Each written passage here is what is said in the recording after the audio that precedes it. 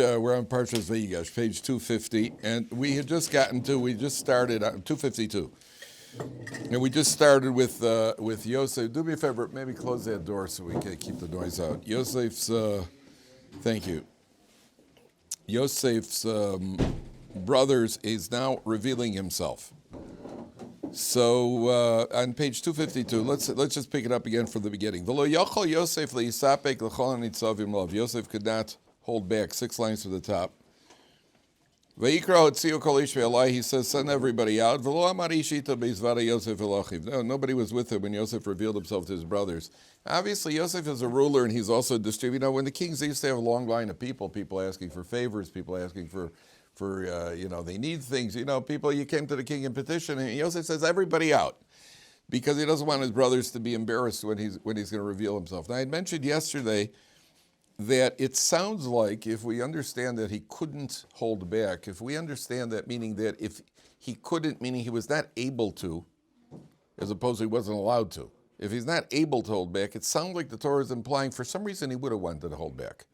And he wasn't able to control his emotions at this point, therefore he had to reveal himself. So we need to understand why, if we, close that door also. We need to understand why he would have wanted to hold back if he could have. We'll see in a little while. Vayiten as kolo bivchi, he starts crying. Vayishvu Mitzrayim, vayishma beis Pharaoh. The Egyptians in Pharaoh's house, they hear Yosef is crying. Now, why don't you skip ahead to Pasuk 16 for a second on the next page? I'm jumping the gun a little bit. We're going to come back to in a second. But in Pasuk, on page 254, if you look down right towards the middle of the page, it says, Vehakol, almost smack in the middle.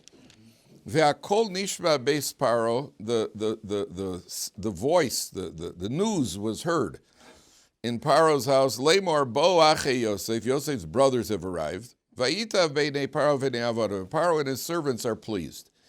Now, here, between where we are right now in that pasuk, between pasuk 2 and pasuk 16, talks about Yosef and the brothers. And so first it says Yosef was crying. Then we're going to see he reveals himself to his brothers. Then it's going to say Pharaoh heard that he was crying. Then it's going to say Pharaoh heard the news. On page 6, pasuk 16, Pharaoh and his household heard the news. So, and they're happy that Yosef and his brothers have come. So I think part of this is, put yourself in Pharaoh's place. Yosef is your finance minister. Who's the finance minister in the United States today? Trump. Yeah, what's his name? The guy with the cars. What's his name? Musk. Musk. Yeah, I don't know, but who's the official? What is her name? Jerome Powell. Oh, Jerome Powell. Jerome Powell? Powell is the Treasury Secretary. Treasury Secretary. Okay, Jerome Powell is the Treasury Secretary. And imagine that you're the president and you hear that there's hysterical crying coming from the office of the Treasury Secretary. That's not what you want to hear. The hysterical crying means that Wall Street just crashed. That's not the news that you want. If you're the president, that's the last thing you want to hear is to stay in power. And so Pasuk Beis is Vayishma beis Pharaoh, the house of Pharaoh hears that Yosef is crying. And then in Pasuk 16, he says, oh, it's his brothers. Vayita beida, Pharaoh's happy.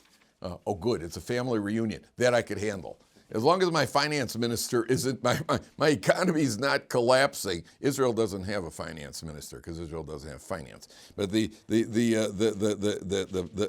Pharaoh, your entire power stems from your economy. Okay. Then Yosef says to Rabbi, Omer Yosef Alechav. Nachshon, could you ask the people out in the hall to tell them there are more of us than them, and if they don't get out of there quickly, we're coming for them. Okay. Exactly. Or just say, can you please leave? Exactly. So Pasuk Gimel, I always was able to talk tough, boy. And then I ran like blazes. Vayomer Yosef Alechav, Ani Yosef Od Avichai. I'm Yosef, is my father still alive? Yosef's brothers could respond. So we had mentioned yesterday how this was the ultimate rebuke, because he says, I'm Yosef, is my father still alive? And it's a rebuke because the brothers had said he's not going to survive the blow if Binyamin doesn't come back. And Yosef says, well, aren't you worried about that when you sold me 22 years ago? But there's also the idea, ki nivhalu mipanov, I saw a very interesting concept over here, that why did, we keep wondering, why didn't they recognize him? Why didn't they recognize Yosef? I mean, here he is, he's got a beard, he's got Egyptian headdress, he's got, at the end of the day, he doesn't sound like an Egyptian. He's not even, according to Rashi and Bereshit, the Egyptians were black. Okay, so there was an opinion they wouldn't look at his face because they assumed he's an evil person. You're not allowed to look at the face of a Russia. You're not allowed to look at the face of a wicked person. So there's an opinion that they were never willing to look at his face. But the other, what's that? But one of the commentaries says, you see, they started out, this is a mistake, they start out with a given. The given is that whoever this guy is, he can't be our brother Yosef, because we sold Yosef as a slave. So it never crosses their mind that this could possibly be whoever else is, this can't be Yosef. It can't be Yosef, and that's their point of departure. And so when Yosef reveals himself, it's like, whoa. And now okay, so obviously there's the human element at the basic level, like, oh boy, this is embarrassing. Yeah, how you doing? Sorry about that sale. Years ago we having a bad day. We're like Biden at the debate. I was just having a bad day. But it's more than that. It's more than the human element over here. It's the idea that they took God out of the picture to a certain extent. That means that they started with a given, Yosef can't be the slave. That means that somewhere deep down, the one of Farshim says, you didn't really believe that God could take Yosef and you never entertained the possibility that God could take Yosef and turn him into a king. You never entertained. That's a flaw in your belief in God. You don't believe that God could turn this guy into a king. That they're at some level, they say, oh wow, we never thought of this. That's my fault for not thinking of it. Because nothing's beyond him. God could do anything. And so when they said Divhalu Bipanav, they see Yosef's face and they say, whoa, we didn't realize this. Then Vayomer Yosef Elechav Gishuna Elai Veigoshu. Okay, now fasten your seatbelts, boys. Yosef says, approach me, and they approach. Vayomer Ani Yosef Achicha Basher Mechartem Osi Mitzrayim. I'm Yosef, your brother who you sold to Egypt. Now some of them before him say he tells them to approach because he doesn't want anybody to hear this. And this is the ultimate identification. There's actually a medrash that says that first when he said, I'm Yosef, at first they were nervous. They were shocked. Then they said to themselves, it's probably a trick. This guy's a sorcerer. He's got all sorts of shticks. And now he's making himself look like Yosef. So he now needs to do something that's going to be final identification. So the first thing he says is, I'm Yosef, your brother who you sold down to Mitzrayim. Who knew about that sale? Absolutely nobody other than them. Because they even made a ban. They made a cherem. They imposed a ban that nobody's allowed to reveal it, which is one of the reasons the commentary, why didn't Yosef tell his father all along? He's in Egypt. He's alive for 22 years as the king. Why didn't he send a message to Yaakov Avinu that he's alive once he became the king? So there are two. What's that? You mean like a promise? Like right. The brothers were bound by the promise. I can't break my promise, even though it's not a promise I would have wanted to make. But we're bound by a shvuah. What can I tell you? Sure, sometimes in life you give your word to somebody, and that's it. You gave your word. And they're bound by this oath. And he was one of the people there when they made that ban. They said, listen, we're selling you can't tell anybody. Please? No. I'll be good, really. No. Okay, what can I do? They thought, what can I do? I told you, it's like when your brother calling it. You ever with your brother? I called it. And nobody would dare violate that. And you have all the strength in the world to do it. You have nothing stopping you. So I remember I was coming home once with my brother. We were playing basketball. My brother says, I called the last 2 brownies. I'm like, oh, man. And this is a guy that I used to wail on. I used to take his money. But he called it. He called it. That you don't do. And it's both brownies, by the way. You don't eat one brownie. It says both brownies. There are 2 brownies. I got called. I had both brownies. That was it. I'm like, oh, man. And that's it. There's a certain respect for that. So there's a ban. I'll get to you once again. There's a ban over here. The brothers vowed him to secrecy. I'm vowed to secrecy. I can't say anything. So what does he do? He's got one sign that only he knows. He says, I'm Yosef, who you sold to Egypt. How do you know about the sale? It must be you. That's the ultimate identification. I'll get to you 1 second. Rashi says a different form of identification. Take a look at Rashi. Left column, 3 lines from the top. Gishuna Elai. Approach me. Everybody see that? Page 252, left column, 3 lines from the top.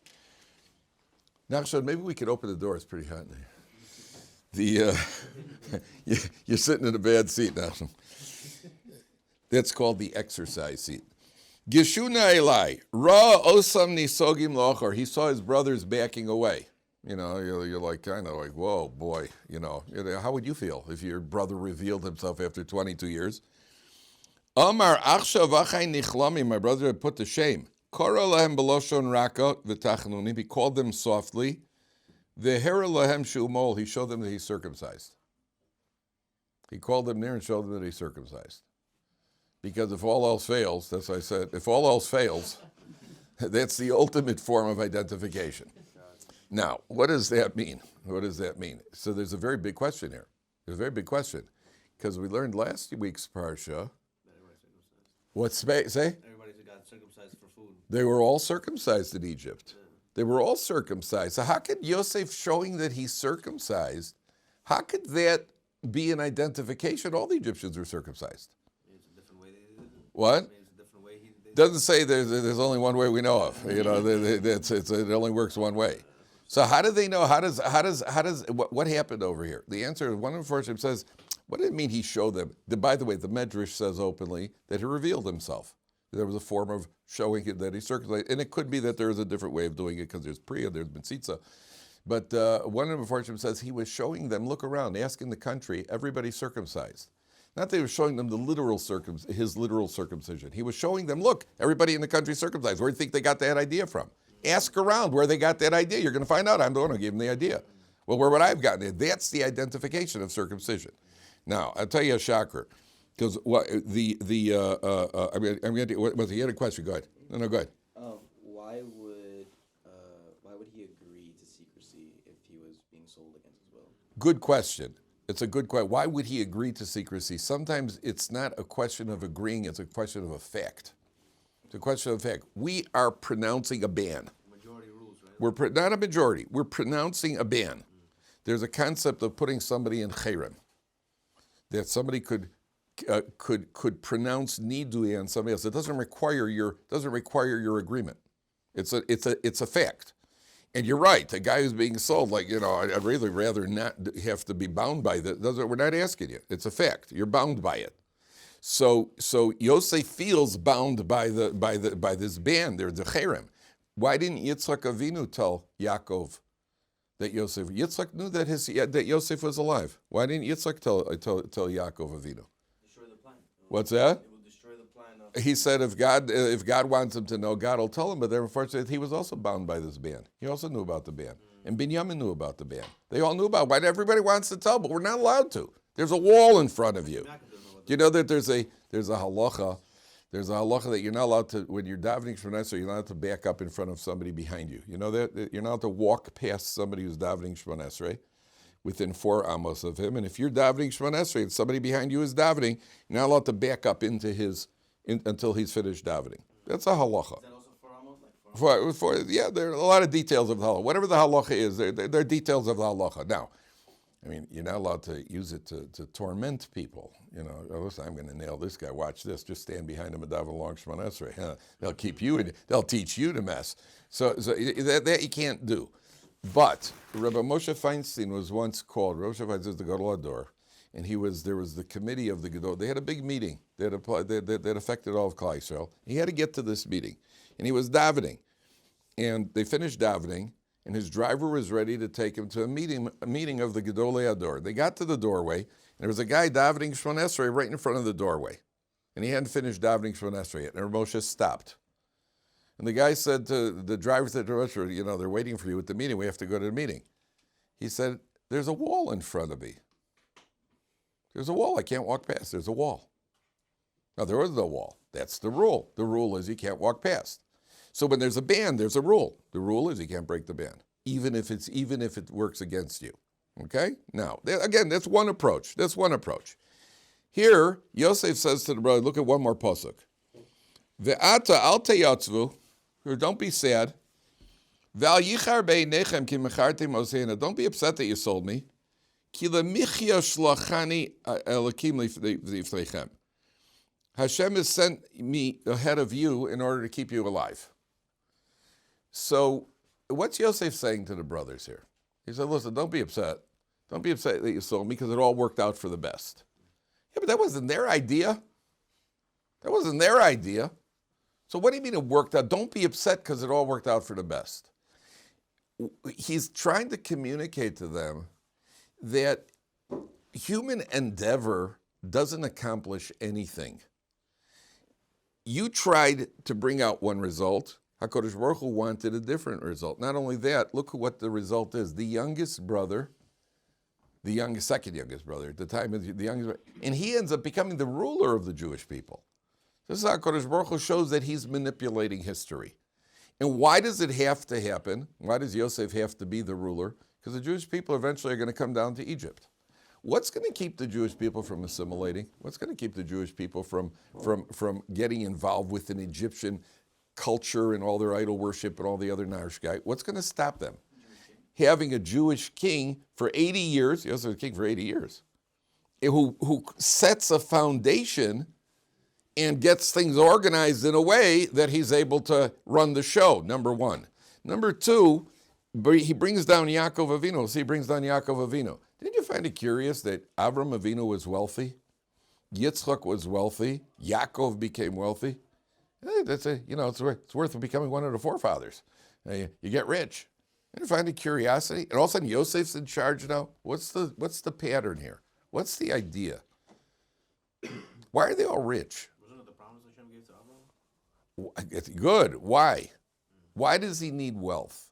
The answer is that if when you're dependent on other people financially, so then you can be pulled into their. If the Jews come down to Egypt and they're starving, they're going to be pulled into the Egyptians. We'll do whatever you want. We need food. Wealth gives Avram Avinu the independence to then spread his ideology in the world. I don't have to worry about what anybody else thinks because I've got enough. Like Donald Trump, I'm so rich. I think he was measured. I just saw. I think he's up to 6.1 billion. Trump has 6.1 billion. He had a good year. That's it. Yeah, that's it. Yeah. I don't even have the point.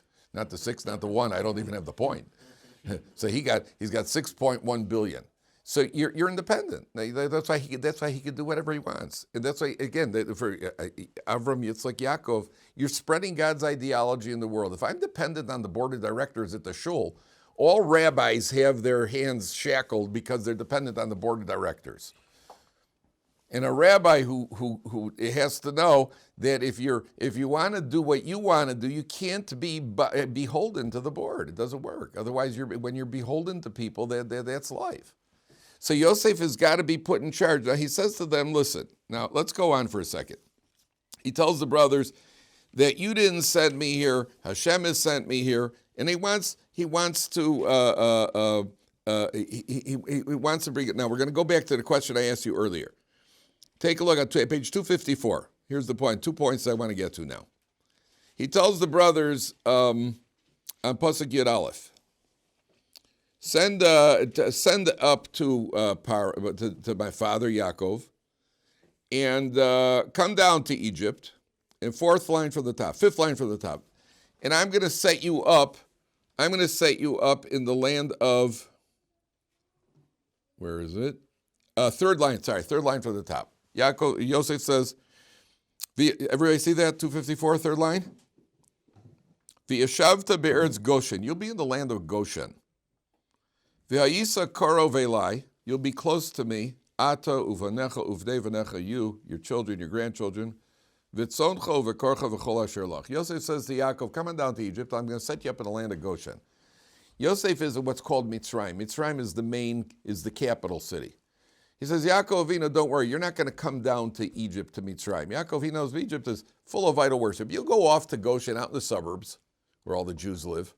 You go out to the suburbs, and you'll set up your own little community over there, and you won't be bound to the whatever's going on in I guess what we would call Cairo. You'll go out there to a land called Goshen. V'chilkalti oscha sham, and I will support you there. So you won't be dependent on the Egyptians. That's what Yosef is emphasizing. Because there's going to be another 5 years of famine. Now, watch this. This is really You're going to be a little surprised. V'hinei nechem ro'os, your eyes see.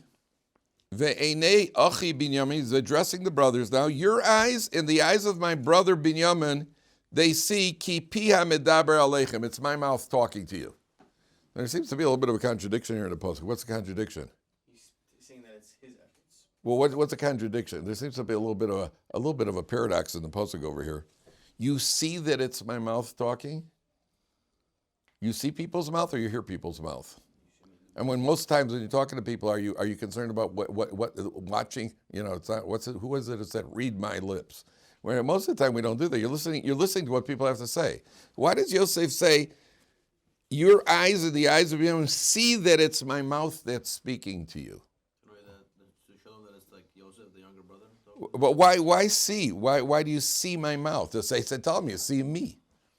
You see me. Why see my mouth? Here's the problem. Okay. So, Rav Steinman Zatzal was once a group of young men came to him from South, I think it was South Bali Tshuva from South America. They came to Rav Steinman. And Rav Steinman said to they came in for a bracha. And after they left, Rav Steinman, they called in their rabbi. He said that the boy with the green sweater who came in with the group, he didn't have a halachic circumcision. So the Rav went to speak to the boy, and the boy said, yeah, indeed, I didn't have a halachic circumcision. I had it circumcised on the fourth day, third day. I never had a halachic circumcision. So they took care of the circumcision. So some people went to Reb Chaim Kanievsky, and they said, wow, Rav Steinman has Ruach HaKodesh. I mean, he was just talking to the guy, and he told the rabbi, that guy, the second one from the left with the green sweater, didn't have a halachic circumcision. So Reb Chaim Kanievsky said, it's true Rav Steinman has Ruach HaKodesh, but not because of that. He said, that's not so hard. Everybody can see that. Anybody can see that. That's not so hard to tell. You can look at somebody and know that. Not me, and maybe not you. But Reb Chaim Kanievsky and Reb Steinman could look at a person they could see, because there's a connection. The bris milah shows it reflects in a person's speech. Not only on his face, but even in his speech. Those in the know, and I'm we're not talking about wild Kabbalists over here. We're talking about just Gedolei Yisrael, people who have absorbed enough Torah. They can tell by the way a person speaks, by his voice. I don't know enough to know how to tell you. They could tell what his situation is in this area. And so when Yosef says, you see ki piha medaber aleichem, you could see based on my mouth the kedusha that I've maintained in the other area. You could see now who I am based on this. This is the final identification. Because I'm speaking Lashon HaKodesh. I'm speaking in a language which those who can tell, those who can say, I can't answer questions about it, I don't know anything more about the concept. I'm just telling you what the concept is. Now, then Yosef says the following. He says, okay, I want you to go up to my father and take a look at Pasuk 14 now. Vayipol out. Now here, this is the main pasuk I wanted to get to today, because this is going to go back to the original question that I asked you about why Yosef. Uh-oh. The thing just came off. 1 second. I don't know where it went to. Oh.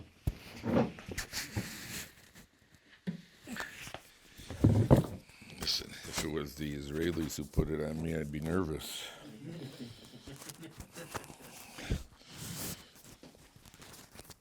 There you go. Now behave. So it's now we're going to go back to the question: why Yosef, if he could have held back, he would have held back. Why didn't he? Take a look now.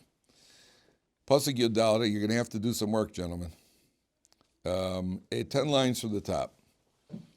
So after Yosef is this whole speech, Vayipol al tzavare Binyamin achiv, he embraces his brother Binyamin. Vayefk, and he cries. Ubinyamin bacha al tzavarav, and Binyamin cried on Yosef. The word tzavar literally means the neck. When you embrace somebody, you embrace around the neck. Yosef fell on Binyamin's neck and embraced him. And Binyamin cried on Yosef's neck. Now the problem is that if you look, the word vayipol al tzavare Binyamin, tzavare is plural. Binyamin was not a two-headed human being. He didn't have two necks. So why did it say he fell on? It's as if you would have said in Hebrew, he embraced Binyamin's necks, plural. Ubinyamin bocha al tzavorav, and Binyamin cried on Yosef's neck, singular. Why? Take a look at Rashi. Right column, 30 lines from the bottom. Vayipol al tzavre Binyamin aviv vayevk. Says Rashi, it's 2 lines from the bottom. Right column, 254. Al shnei mikdashos. Yosef was crying on the 2 Beis HaMikdashes. She'asidim lios bechelko shel Binyamin, that are going to be in Binyamin's portion. V'sofan lecharev, they're going to be destroyed. That's why it says next in the plural. Ubinyamin bocha al tzavarav al mishkan Shiloh, the tabernacle that was at Shiloh. She'asid lios bechelko shel Yosef. That will be in Yosef's portion. V'sofa lecharev. Any questions? That's what Rashi says. I mean, something should be troubling you here. Well, he's making that interpretation after the fact that the two Who tablets is? have been destroyed. Rashi. Rashi's not making the interpretation. Rashi is simply quoting the Medrash. He's quoting the Medrash. Rashi is very rarely making interpretation. He's just quoting the Medrash. The Medrash is getting it from the fact that the Torah said it, it's alluding to something. The Torah wasn't written, there were no typos. So the Torah is telling you what's going on behind the scenes. You're right. The Torah is, the Medrash is looking at the words, and based on the words of the Torah, which are very strange, because obviously the Torah itself, the written Torah, is alluding to something that's happening behind the scenes. But you should still be bothered by something. Not in the methodology, in what's being said. Something should be troubling you. Nothing. Everybody's okay with this. Good. Okay, we go on. Yeah, fine. They just cried about Beis HaMikdash in the future. Yeah, it happens all the time. You know what I mean? Well, shouldn't it be in the moment? A, why are they calling and crying for the future? The plain meaning is it is in the moment. You're right. The plain meaning, again, there's 2 different layers here. The plain meaning is it's the brothers embracing and they're crying for the long separation. 100% correct. Underneath, at some level, whether it's prophetic, whether it's at some level, they're crying for destruction. How could that be? How could what be? How could that be that you're predicting the future? How could Yosef had dreams, had predicted the future. He just said there's going to be 5 more years of famine. We're talking about prophets. And prophecy could be in many different layers. You're talking about you're challenging, you're going into the method. I'm not talking about the methodology. Assuming that all that it works. You should be bothered by the Medrash, by the Pshat. Nobody's bothered by anything here? Why now all of a sudden? Why now all of a sudden? Good. That's what Jonas was asking also about the the present versus the future. What else? The Beit HaMikdash was all 12 tribes, and then you see after that they wept all together. So are they also weeping about? No. Basically, there's only in Binyamin's portion, a little bit of Yehuda. Nothing else bothered. Yeah, well. Is it the order? Didn't Shiloh destroy it first and then the 2? Okay, that's true. That's true. So it could be because Yosef embraced Binyamin first and he started crying first. It could be. I don't know. It's a good question. What else? Something pretty basic. What about the other They all brothers? got split up. What? They all got split up eventually. The tribe. And therefore what? And therefore they're crying because they know they're going to get split up eventually. Good. So turn it into question form. This is Jeopardy. Yeah, you have to ask in question form. Tribes for 50. Beis HaMikdash for 100. What? Ask a question. Nobody's bothered by anything over here? Why did he go to Binyamin's neck specifically? Binyamin's his brother from his mother. Not another mother. It's a brother from his mother, from his regular mother. Why are all the tribes split up? No? Okay, so I'll tell you. Listen, none of you are invited back. None of you are contestants the next week's. You're all lost. I'm invited back. If Yosef's cry, why does Yosef cry for his own Mishkan and Binyamin will cry for his Beis HaMikdashes? Why are they cross-crying? Why is he crying for Binyamin's Beis HaMikdashes and Binyamin's crying for his Mishkan? Why are they cross-crying? Why are they crying each one cry for yourself? So what the Mefarshim say is that what destroyed the Beis HaMikdash? Certainly the last Beis HaMikdash. Sinas Chinam, baseless hatred. What separated Yosef and Binyamin for all these years? Baseless hatred. What's the way you rectify baseless hatred? What's the obvious? V'ahavta l'recha kamocha, which means what? Concern for the other guy. Concern, that's why they're cross-crying. Yosef's crying for Binyamin. Binyamin's crying for Yosef. Because what the opposite of sin, where does hatred come from? Where does hatred come from? When do you despise people? jealousy, resentment, or if they're White Sox fans. Those are the only times that you have a right. That's the only time you have a right to disregard if they're White Sox fans. Other than that, it's coming from. But even more, what's underlying the jealousy and it's underlying is me. It's about me, and since it's about me, I resent you. That's where hatred comes from. And the opposite of hatred is concern for taking me out of the picture and putting it only on you. Put the opposite, put the focus on you. Now you want to hear something amazing? Why did Yosef, if he could have, now listen to this. Why does it say, did we say earlier, if he could have held back, he would have held back? Listen to this. Yosef was putting the brothers through all of this anguish. One of the things he had in mind for putting the brothers through the anguish is that they should have an atonement for having sold him. It was in order that they should go through a little bit of suffering, because suffering is an atonement.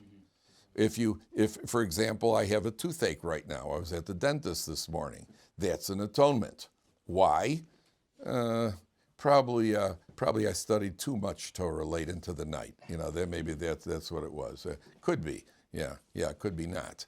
Yeah, could be a lot of other reasons, and it is a lot of other reasons. But it's an atonement for something. It's an atonement for something. It could be lying, it could be cheating, it could be eating the wrong food. It could be a lot of things. At the end of the day, Yosef is putting them through this whole, a little bit of suffering in order that they should be completely cleansed. And then he can't hold back. He would have liked to hold back. You know why? Because if he could have held back, it would have been a little bit more suffering and would have avoided the destruction of the Beis HaMikdash. He could have held back, and he didn't. Now he's crying for the future because he realizes there's still more retribution. There's still more payback coming. How does he know? That's why Yosef knows exactly what the right dosage is. Not sure. He knows the dosage. But at the end of the day, if he could have held back to create the suffering now, that would have avoided the suffering in the future of the Beis HaMikdash. And therefore, Yosef and Binyamin, they're crying. Yosef's crying for Binyamin. And one of the fortunes says he's crying because of what's going to be in the future, knowing that he couldn't have held back. And even more than that, take a look at. Binyamin also knew? 1 second. Binyamin also has some sort of prophetic insight into Yosef's Mishkan. But 1 second, I want you to look at.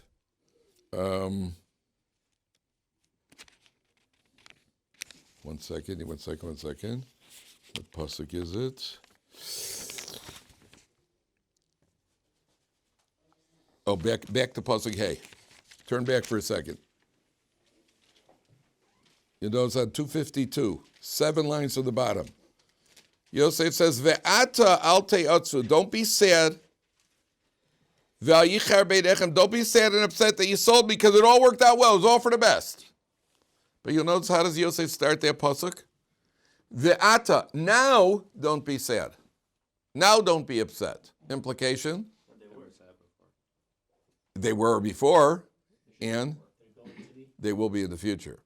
When in the future? Well, we read on Yom Kippur, and we read on the 9th of the 10 martyrs. The 10 martyrs who are brought before the Roman king. There's poetic license over there because the 10 martyrs didn't actually live in the same generation. They were not together at the same time. But according to what we read, they're brought before the Roman king and they're tortured to death. Rabbi Akiva, Rabbi Chanan ben Teradya, Rabbi Shimon ben Gamliel, Rabbi Shmuel Kohen Gadol, they're tortured to death. The Arizal says they were a reincarnation of the 10 brothers who sold Yosef. And we even read in the piyut, in the dirge, when we read it, the Roman, it's put in the form of conversation, obviously for in order to tug at our emotions, it's put in the conversation where the Roman emperor says to the 10 sages that according to your Torah, if you kidnap and sell somebody, you're liable for the death penalty. Now, he didn't learn Torah. The Roman emperor was not on one of the programs here. But the Roman emperor, in the dirge, he says to them, according to your Torah, if you kidnap and sell somebody, you're liable for the death penalty. Those 10 brothers, whatever happened to them? Nothing happened. So there have been never been 10 sages of your level who have been together, and now you're going to pay. And the result says that they're a reincarnation of brothers. That's why they're tortured to death. And that's why Yosef is alluding to it when the Torah says, Ve'ata, now, don't be sad. But there's going to be a point in the future, because we never find Yosef punishes them. We never find that Yosef punishes them. But you know what else we don't find? Yosef never says, I forgive you. Never says the word I forgive you. If you ever hurt somebody, and you apologize, there are Gedolim who say, when you apologize, make sure the person says the words, I forgive you. It activates something. Like I'm with you. Well, say it in a language that say I forgive you, because that hurts more. When you resort to Aramaic and Lashon HaKodesh, it doesn't hurt as much. Right? When you say, when somebody just said to me today, I let somebody out from the seat on the bus. I had to move over. A guy got it. He said shkoyach. So I wanted to say to the guy, by the way, he didn't say thank you. He said shkoyach. Yeah, don't say shkoyach. Leave the shkoyach. Leave the shkoyach. Say thank you. If somebody has I forgive you. Meichel is too easy. I forgive you. And by the way, if you ever hurt somebody and you want to apologize, buy him something. Buy him something. Make it hurt you when you apologize. Apology is cheap. Sorry. Oh, sorry, do me. Okay, here's a bottle of Blue Label. Now you're sorry. Now I accept your apology. You were feeling blue. Good, now we're even. So yeah, you understand? You have to make it hurt a little bit. Make it hurt a little bit. What's apology? If you ever you hurt your wife's feelings, you buy her something. Which is just about every day. Yeah, it's a lot, ain't it? Yeah, oh boy. Yeah. Never mind. So